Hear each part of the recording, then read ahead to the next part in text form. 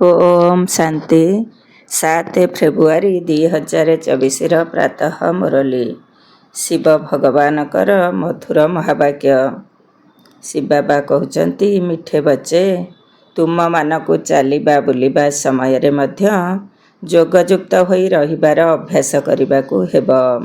ज्ञान एवं जोग यही दुईटी ही मुख्य जिनिस। जोग अर्थात मन पकाइबा।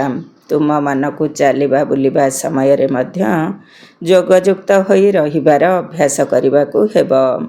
ज्ञान एवं जोग यही दुईटी ही मुख्य जिनिस। जोग अर्थात मन पकाइबा। प्रश्न बुद्धिमान पिलामानक मुखरू केउं शब्द बाहरी नथाए? बुद्धिमान पिलामानक मुखरू केउं शब्द बाहरी नथाए? उत्तर मोते जोग शिखाओ यही कथा बुद्धिमान पिलामाने कहिबे नहीं। निजर पितांकु मने पकाइबाकू कौन शिखिबाकू पड़े कि? यही पाठशाला पाठ पढ़िबा ओ पढ़ाइबा पाई ही उद्दिष्ट। एपरि नुहे जे जोग करिबा पाई विशेष भावरे बसिबाकू पड़िबो। तुम मानकु तो कर्मधंदा करिबा समय रे मध्य बाबांकु याद करिबार अभ्यास करिबाकू हेब। ओम शांति। एबे आत्मिक पिता बसी आत्मिक संतान मानकु बुझाउछन्ति। संतान माने जानिछन्ति आत्मिक पिता ब्रह्मा बाबांकर यही रथ द्वारा आमको बुझाउछन्ति। तुमे माने बाबांकर संतान होइछ। तेबे बाबांकु अथवा कौनसी भौणी किंबा भाईकु जदि कहिब जे मोते बाबांकु किपरि मने पकाइबाकू हेब शिखाओ, एपरि कहिबा शोभा पाउ नाही। तुमे कौनसी छोट पिला तो नुह ना। एकथा तो जानिछ जे आत्मा हेउछि मुख्य। ताहा तो अविनाशी अटे। शरीर विनाशी, तेणु मुख्य आत्मा हेला ना। आमे आत्मा अटू शरीर द्वारा कथा कहूछु। अज्ञान कालरे यही ज्ञान काहा पाखरे नथाए। देह अभिमानर बशीभूत होई कुहंती मु एहा करुछि। एबे तुमे देही अभिमानी होइछ। आत्मा कहूछि यही शरीर द्वारा बहुत कर्म करुछि। आत्मा पुरुष अटे। ए कथा जानिछ। बाबा बुझाउछन्ति। शुणिबाकू मिलुछि अनेक पिलामाने कहउछन्ति जे आमकु जोगरे बसाओ।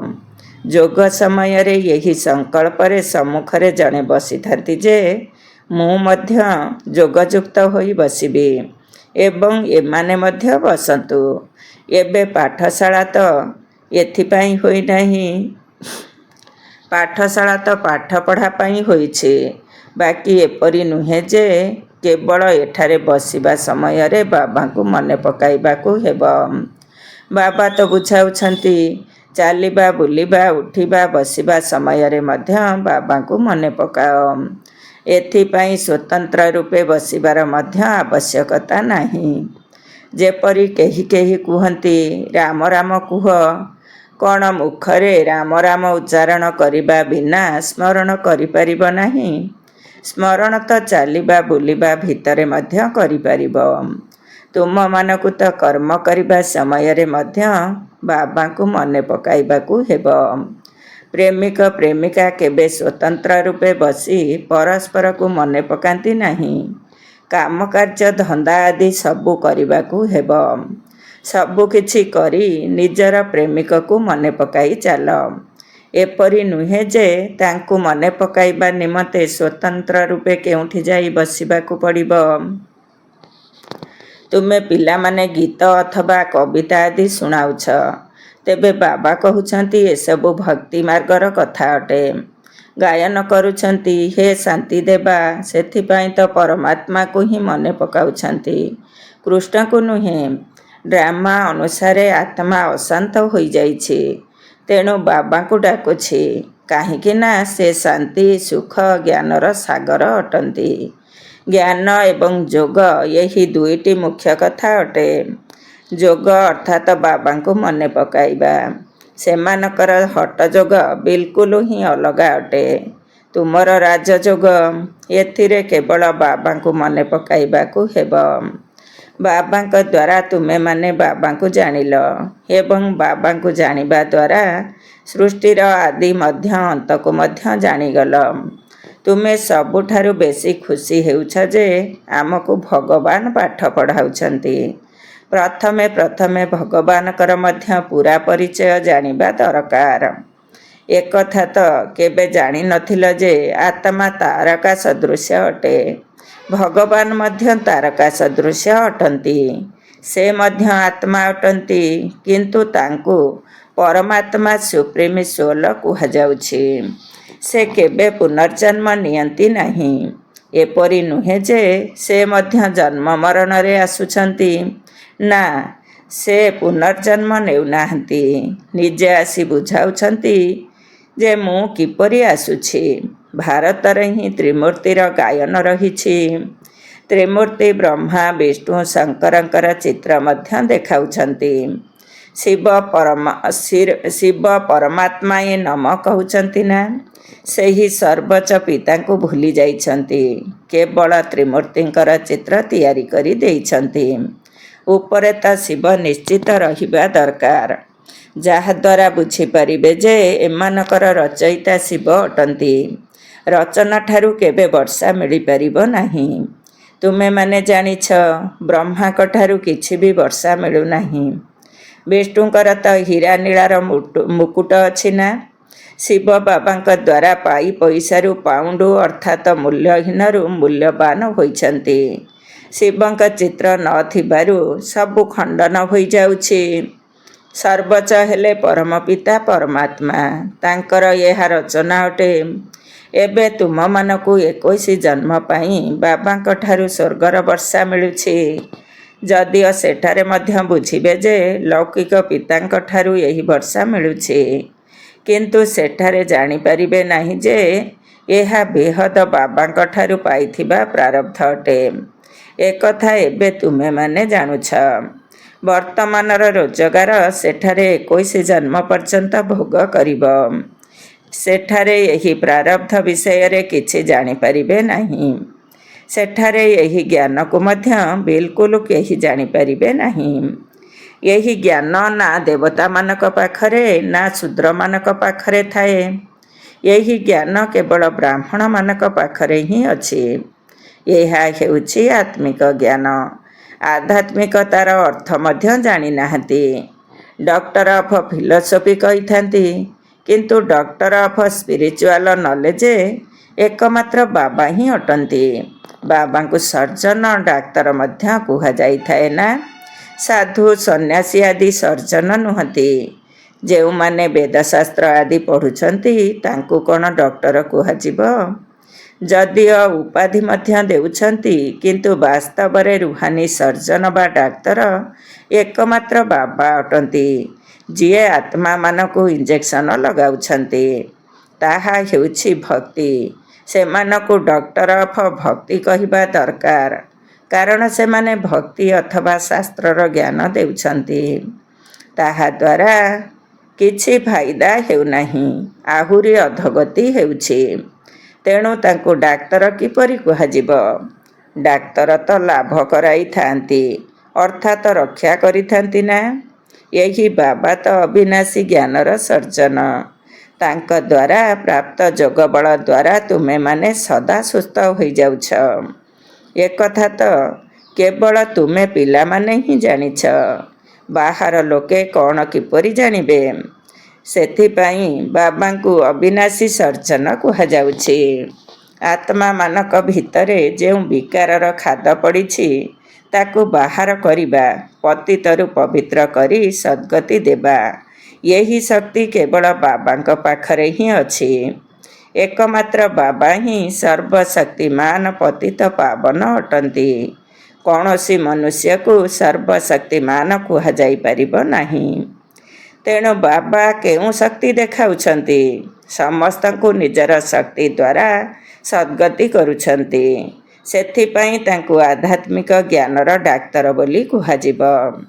ଡକ୍ଟର ଅଫ ଫିଲୋସଫି ଏପରି ତ ଅନେକ ମନୁଷ୍ୟ ଅଛନ୍ତି, କିନ୍ତୁ ବାବା ହିଁ ଜଣେ ଯିଏ ଆଧ୍ୟାତ୍ମିକ ଡାକ୍ତର ଅଟନ୍ତି।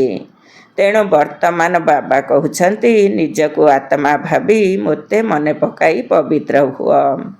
ମୁଁ ଆସିଛି ହିଁ କେବଳ ପବିତ୍ର ଦୁନିଆର ସ୍ଥାପନା କରିବା ପାଇଁ। ପୁଣି ତୁମେମାନେ ପତିତ କାହିଁକି ହେଉଛ? ପବିତ୍ର ହୁଅ, ଆଉ ପତିତ ହୁଅ ନାହିଁ। ସବୁ ଆତ୍ମାମାନଙ୍କୁ ବାବା ନିର୍ଦ୍ଦେଶ ଦେଉଛନ୍ତି, ଗୃହସ୍ଥ ବ୍ୟବହାରରେ ରହି କମଳ ପୁଷ୍ପ ସମାନ ପବିତ୍ର ରୁହ। ବାଳ ବ୍ରହ୍ମଚାରୀ ହୁଅ, ତେବେ ପବିତ୍ର ଦୁନିଆର ମାଲିକ ହୋଇଯିବ। ଏତେ ଜନ୍ମ ହେବ ଯେଉଁ ପାପ କରି ଆସିଛ, ବର୍ତ୍ତମାନ ମୋତେ ମନେ ପକାଇଲେ ହିଁ ସେହି ପାପ ଭସ୍ମ ହୋଇଯିବ। ବ୍ରହ୍ମଲୋକରେ ପବିତ୍ର ଆତ୍ମାମାନେ ହିଁ ରହିଥାନ୍ତି। କୌଣସି ପତିତ ମନୁଷ୍ୟ ସେଠାକୁ ଯାଇପାରିବେ ନାହିଁ। କେବଳ ବୁଦ୍ଧିରେ ଏକଥା ମନେ ରଖିବାକୁ ହିଁ ହେବ। ବାବା ଆମ ଆତ୍ମାମାନଙ୍କୁ ରାଜଯୋଗର ପାଠ ପଢ଼ାଉଛନ୍ତି। ଛାତ୍ରମାନେ କ'ଣ ଏପରି କହିବେ ଯେ ଆମକୁ ଶିକ୍ଷକଙ୍କୁ ମନେ ପକାଇବା ଶିଖାଅ? ଯୋଗ ଶିଖାଇବାର କ'ଣ ଆବଶ୍ୟକତା ରହିଛି? ଏଠାରେ ସନ୍ଦେଲିରେ କେହି ନ ବସିଲେ ମଧ୍ୟ ଅସୁବିଧା ନାହିଁ। ତୁମକୁ ତ ନିଜର ପିତାଙ୍କୁ ମନେ ପକାଇବାକୁ ହେବ। ତୁମେ ସାରାଦିନ କାମଧନ୍ଦାରେ ରହୁଛ, ତେଣୁ ଭୁଲି ଯାଉଛ। ସେଥିପାଇଁ ଏଠାରେ ବସାଯାଉଛି। କିଛି ନହେଲେ 10-15 ମିନିଟ୍ ମଧ୍ୟ ସ୍ମରଣ କର। ତୁମ ପିଲାମାନଙ୍କୁ କାମ କାର୍ଯ୍ୟ କରି ମଧ୍ୟ ଯୋଗଯୁକ୍ତ ହୋଇ ରହିବାର ଅଭ୍ୟାସ କରିବାକୁ ହେବ। ଅଧାକଳ୍ପ ପରେ ଏହି ପ୍ରେମିକ ମିଳିଛନ୍ତି। ବର୍ତ୍ତମାନ କହୁଛନ୍ତି ମୋତେ ମନେ ପକାଅ। ତେବେ ତୁମର ଆତ୍ମାରୁ ଖାଦ ବାହାରିଯିବ ଏବଂ ତୁମେ ବିଶ୍ୱର ମାଲିକ ହୋଇଯିବ। ତେଣୁ ତାଙ୍କୁ ମନେ ପକାଇବା ଦରକାର ନା। ହାତରେ ଯେତେବେଳେ ହାତଗଣ୍ଠି ବାନ୍ଧନ୍ତି ସେତେବେଳେ ତାଙ୍କୁ କୁହନ୍ତି ଯେ ପତି ତୁମର ଗୁରୁ, ଈଶ୍ୱର ସବୁକିଛି ଅଟନ୍ତି। କିନ୍ତୁ ସେ ତ ପୁଣି ମିତ୍ର, ସମ୍ବନ୍ଧୀ, ଗୁରୁ ଆଦି ବହୁତଙ୍କୁ ମନେ ପକାଇଥାଏ। ତାହା ତ ଦେହଧାରୀମାନଙ୍କର ସ୍ମୃତି ହୋଇଗଲା। ଇଏ ତ ପତିମାନଙ୍କର ପତି, ବିଦେହୀ ଅଟନ୍ତି। ତେଣୁ ତାଙ୍କୁ ସ୍ମରଣ ନିଶ୍ଚିତ କରିବାକୁ ହେବ। କେହି କେହି କହୁଛନ୍ତି ଆମକୁ ନିଷ୍ଠାରେ ବସାଅ। କିନ୍ତୁ ଏହାଦ୍ୱାରା କ'ଣ ହେବ? 10 ମିନିଟ୍ ଯଦି ଏଠାରେ ବସୁଛନ୍ତି, ତେବେ ବି ଭାବ ନାହିଁ ଯେ କେହି ଏକରସ ହୋଇ ବସୁଛନ୍ତି। ଭକ୍ତି ମାର୍ଗରେ ମଧ୍ୟ କାହାର ପୂଜା କରିବା ପାଇଁ ବସିଲେ ବୁଦ୍ଧି ବହୁତ ଏଣେ ତେଣେ ଭ୍ରମିତ ହୋଇଥାଏ। ଯେଉଁମାନେ ନୌଥା ଭକ୍ତି କରନ୍ତି ତାଙ୍କୁ ଏହି ନିଶା ଲାଗିଯାଏ ଯେ ଆମକୁ ସାକ୍ଷାତକାର ହୋଇଯାଉ। ସେହି ଆଶା ନେଇ ବସନ୍ତି। ଜଣକର ସ୍ମୃତିରେ ତଲ୍ଲୀନ ହୋଇଯାଆନ୍ତି। ତେବେ ଯାଇ ସାକ୍ଷାତକାର ହୋଇଥାଏ। ତାକୁ ନୌଧା ଭକ୍ତି ବୋଲି କୁହାଯାଇଥାଏ। ସେମାନେ ଭକ୍ତି ଏପରି କରନ୍ତି ଯେପରି ପ୍ରେମିକ ପ୍ରେମିକା ଅଟନ୍ତି। ଖାଇବା ପିଇବା ସମୟରେ ମଧ୍ୟ ବୁଦ୍ଧିରେ ମନେ ରହିଥାଏ। ତାଙ୍କ ପାଖରେ ବିକାରର କଥା ନଥାଏ, କିନ୍ତୁ ଶରୀର ପ୍ରତି ସ୍ନେହ ହୋଇଯାଏ। ପରସ୍ପରକୁ ଦେଖିବା ବିନା ରହିପାରନ୍ତି ନାହିଁ। ଏବେ ତୁମ ପିଲାମାନଙ୍କୁ ବାବା ବୁଝାଉଛନ୍ତି, କେବଳ ମୋତେ ମନେ ପକାଇବା ଦ୍ୱାରା ତୁମର ବିକର୍ମ ବିନାଶ ହେବ। କିପରି ତୁମେ 84 ଜନ୍ମ ନେଇଛ? ବୀଜକୁ ମନେ ପକାଇଲେ ସାରା ବୃକ୍ଷ ମନେ ପଡ଼ିଯାଉଛି। ଏହା ଭିନ୍ନ ଭିନ୍ନ ଧର୍ମର ବୃକ୍ଷ ଅଟେ ନା? ଏକଥା କେବଳ ତୁମ ବୁଦ୍ଧିରେ ହିଁ ଅଛି ଯେ ଭାରତ ଗୋଲ୍ଡେନ୍ ଏଜ୍ ଅର୍ଥାତ୍ ସ୍ୱର୍ଣ୍ଣିମ ଦୁନିଆ ଥିଲା। ଏବେ ଆଇରନ୍ ଏଜ୍ ଅର୍ଥାତ୍ ଲୌହ ଦୁନିଆ ହୋଇଗଲାଣି। ଏହି ଇଂରାଜୀ ଅକ୍ଷର ବହୁତ ଭଲ ଅଟେ। ଏହାର ଅର୍ଥ ମଧ୍ୟ ଯଥାର୍ଥ ଅଟେ। ପ୍ରଥମେ ଆତ୍ମା ଖାଣ୍ଟି ସୁନା ଭଳି ହୋଇଥାଏ, ପରେ ସେଥିରେ ଖାଦ ପଡ଼ିଯାଇଥାଏ। ଏବେ ବିଲକୁଲ ଭେଜାଲ ହୋଇଗଲାଣି। ଏହାକୁ ଲୌହ ଯୁଗ ବୋଲି କୁହାଯାଉଛି। ଆତ୍ମାମାନେ ଆଇରନ୍ ଏଜେଡ୍ ହେବା ଦ୍ୱାରା ଅଳଙ୍କାର ଅର୍ଥାତ୍ ଶରୀର ମଧ୍ୟ ସେହିପରି ହୋଇଗଲାଣି। ଏବେ ବାବା କହୁଛନ୍ତି ମୁଁ ପତିତ ପାବନ ଅଟେ, ତେଣୁ ମୋତେ ହିଁ ମନେ ପକାଅ। ତୁମେମାନେ ମୋତେ ଡାକୁଛ ଯେ ହେ ପତିତ ପାବନ ଆସ। ମୁଁ କଳ୍ପ କଳ୍ପ ଆସି ତୁମକୁ ଏହି ଉପାୟ ବତାଉଛି। ମନ୍ମନା ଭବ, ମଧ୍ୟାଜି ଭବ, ଅର୍ଥାତ୍ ସ୍ୱର୍ଗର ମାଲିକ ହୁଅ। କେହି କେହି କହୁଛନ୍ତି ଆମକୁ ଯୋଗରେ ବହୁତ ମଜା ଲାଗୁଛି, ଜ୍ଞାନରେ ଏତେ ମଜା ନାହିଁ। ବାସ୍ ଯୋଗ କରି ପଳାଇବେ। ଯୋଗ ହିଁ ଭଲ ଲାଗୁଛି। କହୁଛନ୍ତି ଆମକୁ ଶାନ୍ତି ଦରକାର। ଆଚ୍ଛା, ବାବାଙ୍କୁ ତ ଯେଉଁଠି ବସିଲେ ମଧ୍ୟ ୟାଦ କରିପାରିବ। ଯୋଗ କରି କରି ତୁମେ ଶାନ୍ତିଧାମକୁ ଚାଲିଯିବ। ଏଥିରେ ଯୋଗ ଶିଖାଇବାର କୌଣସି କଥା ନାହିଁ। ବାବାଙ୍କୁ କେବଳ ମନେ ପକାଇବାକୁ ହେବ। ଏପରି ବହୁତ ଅଛନ୍ତି ଯିଏକି ସେଣ୍ଟରକୁ ଯାଇ ଅଧଘଣ୍ଟା କିମ୍ବା 45 ମିନିଟ୍ ବସିଥାନ୍ତି। କହନ୍ତି ଆମକୁ ନିଷ୍ଠାରେ ବସାଅ, ଅଥବା କହିବେ ବାବା ନିଷ୍ଠା କରାଇବା ପାଇଁ ପ୍ରୋଗ୍ରାମ ଦେଇଛନ୍ତି। ଏଠାରେ ବାବା କହୁଛନ୍ତି ଚଲାବୁଲା କରିବା ସମୟରେ ମନେ ପକାଅ। ଚଲାବୁଲା ସମୟରେ ମନେ ପକାଇ ନ ପାରିବା ଠାରୁ ବସି ବସି ମନେ ପକାଇବା ଭଲ। ବାବା ମନା କରୁନାହାନ୍ତି, ବରଂ ସାରା ରାତି ବସ। କିନ୍ତୁ ଏପରି ଅଭ୍ୟାସ କରିବା ଉଚିତ ନୁହେଁ ଯେ ବାସ୍ ରାତିରେ ହିଁ ଯୋଗ କରିବୁ। କାମ ଧନ୍ଦା ଭିତରେ ମଧ୍ୟ ବାବାଙ୍କୁ ମନେ ପକାଇବାର ଅଭ୍ୟାସ କରିବାକୁ ହେବ। ଏଥିରେ ବହୁତ ମେହନତ କରିବାକୁ ହେବ, କିନ୍ତୁ ବୁଦ୍ଧି ବାରମ୍ବାର ଅନ୍ୟ ଆଡ଼କୁ ଚାଲିଯାଏ। ଭକ୍ତି ମାର୍ଗରେ ମଧ୍ୟ ବୁଦ୍ଧି ଅନ୍ୟ ଆଡ଼କୁ ପଳାଇଗଲେ ପୁଣି ନିଜକୁ ଚିମୁଟି ଦେଇଥାନ୍ତି। ଯିଏ ପ୍ରକୃତ ଭକ୍ତ ସେହିମାନଙ୍କର କଥା କୁହାଯାଉଛି। ତେଣୁ ଏଠାରେ ମଧ୍ୟ ସେହିପରି ନିଜେ ନିଜ ସହିତ କଥା ହେବା ଉଚିତ। ବାବାଙ୍କୁ କାହିଁକି ମନେ ପକାଉ ନାହିଁ? ସ୍ମରଣ ନ କଲେ ବିଶ୍ୱର ମାଲିକ କିପରି ହେବ? ପ୍ରେମିକ ପ୍ରେମିକା ତ ନାମ ରୂପରେ ଛନ୍ଦି ହୋଇ ରହିଥାନ୍ତି। ଏଠାରେ ତ ତୁମେ ନିଜକୁ ଆତ୍ମା ଭାବି ବାବାଙ୍କୁ ମନେ ପକାଉଛ। ମୁଁ ଆତ୍ମା ଏହି ଶରୀରରୁ ଅଲଗା ଅଟେ। ଶରୀରରେ ଆସିଲେ କର୍ମ କରିବାକୁ ପଡ଼ୁଛି। ଅନେକ ଏପରି ମଧ୍ୟ ଅଛନ୍ତି ଯେଉଁମାନେ କହୁଛନ୍ତି ଆମେ ସାକ୍ଷାତକାର କରିବୁ। ସାକ୍ଷାତକାର କ'ଣ କରିବୁ? ସେ ତ ବିନ୍ଦୁ ଅଟନ୍ତି ନା? ଆଚ୍ଛା, କେହି କେହି କହୁଛନ୍ତି କୃଷ୍ଣଙ୍କର ସାକ୍ଷାତକାର କରିବୁ। କୃଷ୍ଣଙ୍କ ଚିତ୍ର ମଧ୍ୟ ଅଛି ନା? ଏବେ ଯାହା ଜଡ଼ ରୂପରେ ଅଛି ତାହା ପୁଣି ଚୈତନ୍ୟରେ ମଧ୍ୟ ଦେଖିବ। ଏହାଦ୍ୱାରା ଲାଭ କ'ଣ ହେଲା? ସାକ୍ଷାତକାର ଦ୍ୱାରା କିଛି ଫାଇଦା ମିଳିବ ନାହିଁ। ତୁମେ ବାବାଙ୍କୁ ମନେ ପକାଅ, ତେବେ ଆତ୍ମା ପବିତ୍ର ହୋଇଯିବ। ନାରାୟଣଙ୍କର ସାକ୍ଷାତକାର ହେଲେ କ'ଣ କେହି ନାରାୟଣ ହୋଇଯିବେ କି? ତୁମେମାନେ ଜାଣିଛ ଆମର ଲକ୍ଷ୍ୟ ହେଲା ଲକ୍ଷ୍ମୀ ନାରାୟଣ ହେବା, କିନ୍ତୁ ପାଠପଢ଼ା ବିନା ହୋଇପାରିବ ନାହିଁ। ପ୍ରଥମେ ପାଠ ପଢ଼ି ହୁସିଆର ହୁଅ, ପ୍ରଜା ମଧ୍ୟ ତିଆରି କର, ତେବେ ଲକ୍ଷ୍ମୀ ନାରାୟଣ ହୋଇପାରିବ। ଏଥିରେ ବହୁତ ପରିଶ୍ରମ କରିବାକୁ ପଡ଼ିବ। ସମ୍ମାନର ସହିତ ଉତ୍ତୀର୍ଣ୍ଣ ହେବାକୁ ପଡ଼ିବ, ଯାହା ଫଳରେ ଧର୍ମରାଜଙ୍କର ଦଣ୍ଡ ମିଳିବ ନାହିଁ। ଏହି ମୁରବୀ ସନ୍ତାନ ମଧ୍ୟ ସାଥିରେ ଅଛନ୍ତି। ଇଏ ବ୍ରହ୍ମା ବାବା ମଧ୍ୟ କହୁଛନ୍ତି ତୁମେମାନେ ମୋ ଠାରୁ ମଧ୍ୟ ଆଗକୁ ଯାଇପାରିବ। ଏହି ବାବାଙ୍କ ଉପରେ ତ କେତେ ଦାୟିତ୍ୱ ରହିଛି। ସାରା ଦିନ ତାଙ୍କୁ କେତେ ଚିନ୍ତା କରିବାକୁ ପଡ଼ୁଛି। ତୁମମାନଙ୍କ ଭଳି ମୁଁ ଏତେ ଯୋଗ କରିପାରିବି ନାହିଁ। ଭୋଜନ ସମୟରେ ଅଳ୍ପ ସମୟ ସ୍ମୃତିରେ ରହେ, ପୁଣି ଭୁଲିଯାଏ। ଭାବୁଛି ଯେ ବାବା ଏବଂ ମୁଁ ଉଭୟ ଭ୍ରମଣ କରୁଛୁ। ଭ୍ରମଣ କରିବା ସମୟରେ ମଧ୍ୟ ବାବାଙ୍କୁ ଭୁଲି ଯାଉଛି। ବାବା ବହୁତ ସୂକ୍ଷ୍ମ ହୋଇଥିବାରୁ ବୁଦ୍ଧିରୁ ଖସି ଯାଉଛନ୍ତି। ବାରମ୍ବାର ଭୁଲି ହୋଇଯାଇଥାଏ। ଏଥିରେ ବହୁତ ମେହନତ କରିବାକୁ ହେବ।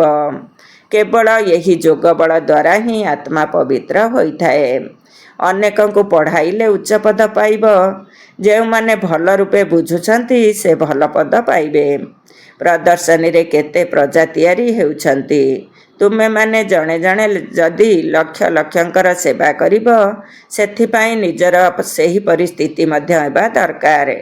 କର୍ମାତୀତି ଅବସ୍ଥା ହୋଇଯିବ, ପୁଣି ଶରୀରର ସ୍ମୃତି ରହିବ ନାହିଁ। ଭବିଷ୍ୟତରେ ତୁମେମାନେ ବୁଝିପାରିବ ଯେ ଲଢ଼େଇ ଜୋରରେ ହେବ।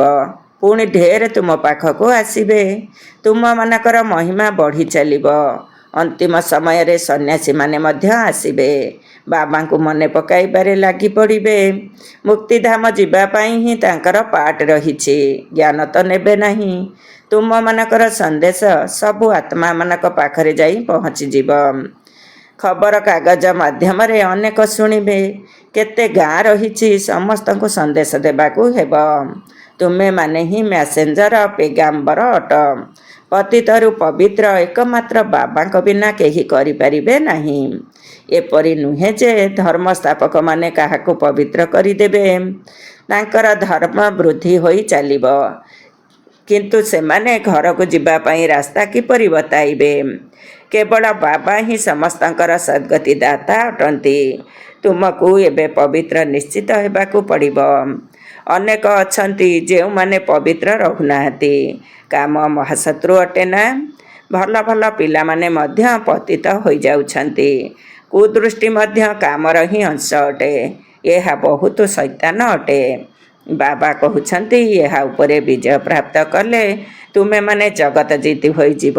ଆଚ୍ଛା, ମିଠା ମିଠା ଶିଖିଲତେ ସନ୍ତାନମାନଙ୍କ ପ୍ରତି ମାତା ପିତା ବାପ ଦାଦାଙ୍କର ମଧୁର ସ୍ନେହ ସମ୍ପନ୍ନ ଶୁଭେଚ୍ଛା ଏବଂ ସୁପ୍ରଭାତ।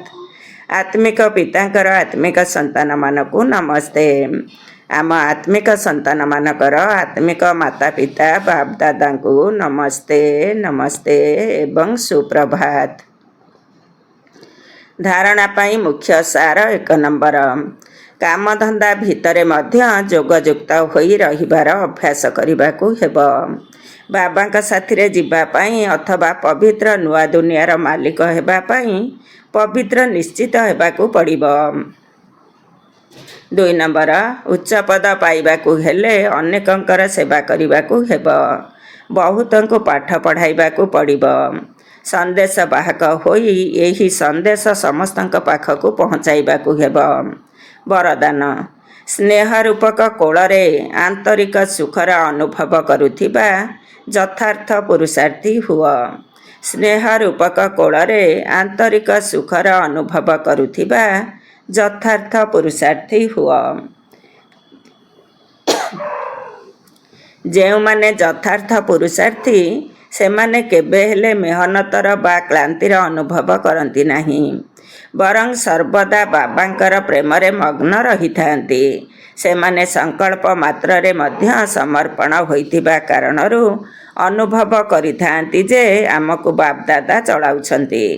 ଆମେ ମେହନତ ରୂପୀ ପାଦରେ ଚାଲୁନାହୁଁ, କିନ୍ତୁ ସ୍ନେହ ରୂପକ କୋଳରେ ଚାଲୁଛୁ ଏବଂ ସ୍ନେହ ରୂପକ କୋଳରେ ସର୍ବପ୍ରାପ୍ତିର ଅନୁଭୂତି ହେଉଥିବା କାରଣରୁ ସେମାନେ ଚାଲି ନଥାନ୍ତି, ବରଂ ସର୍ବଦା ଖୁସିରେ, ଆନ୍ତରିକ ଖୁସିରେ ସର୍ବପ୍ରାପ୍ତିର ଅନୁଭବରେ ଉଡ଼ିବାରେ ଲାଗିଥାନ୍ତି। ସ୍ଲୋଗାନ: ଯଦି ନିଶ୍ଚୟ ରୂପୀ ମୂଳଦୁଆ ମଜବୁତ ଥିବ ତେବେ ଶ୍ରେଷ୍ଠ ଜୀବନର ଅନୁଭବ ସ୍ୱତଃ ହିଁ ହୋଇଥାଏ। ଯଦି ନିଶ୍ଚୟ ରୂପୀ ମୂଳଦୁଆ ମଜବୁତ ଥିବ ତେବେ ଶ୍ରେଷ୍ଠ ଜୀବନର ଅନୁଭବ ସ୍ୱତଃ ହିଁ ହୋଇଥାଏ। ଓମ୍ ଶାନ୍ତି।